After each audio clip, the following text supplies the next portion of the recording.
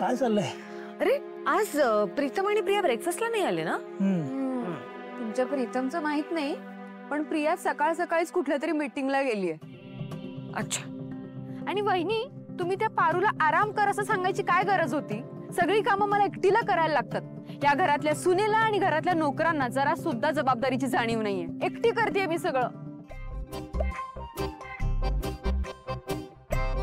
दामिनी, जरा शांत बसला. काय जास्त बोललं ना की चेहऱ्यावरती अशा सुरकुत्या पडतात. हो का? हो. Good morning. Good morning. Good morning Pritam. Good morning बाबा. Good morning.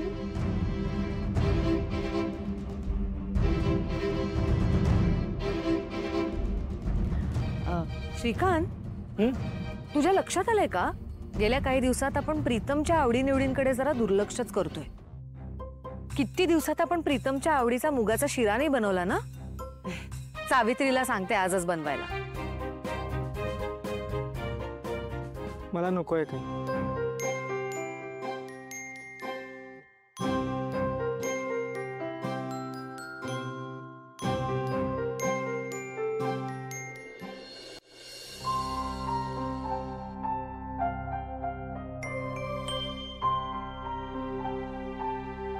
श्रीकांत, माझ्या लाडक्या प्रीतमवर किती जीव आहे हे माहितीये ना तुला? बाबा, म्हणून काल मला ओरडा मिळाला नाही का? अरे असं काय? आईचे शब्द कितीही कडू वाटले तरी ते गोडच लागतात, हो की नाही श्रीकांत? खरंय. हो ना, खूप गोड लागतात. म्हणजे इतके गोड लागलेत ना मला ते शब्द की कालचा अख्खा दिवसभर मी त्याच शब्दांचा विचार करत होतो.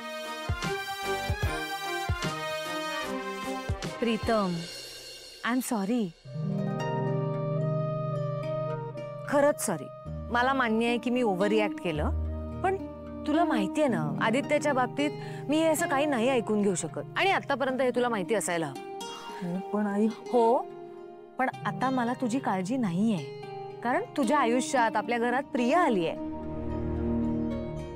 तसंच एकदा माझी मोठी सून आली ना की मी मोकळी होईल. म्हणजे मला आदित्याची सुद्धा काळजी राहणार नाही. आदित्य, वहिनी काय बोलतायत ते ऐकतोस ना तू? तू आधीच कुणीतरी शोधून ठेवलंय स्वतःसाठी. दामिनी, आदित्य माझ्या शब्दाबाहेर नाहीये हे माहितीये ना तुला? हो,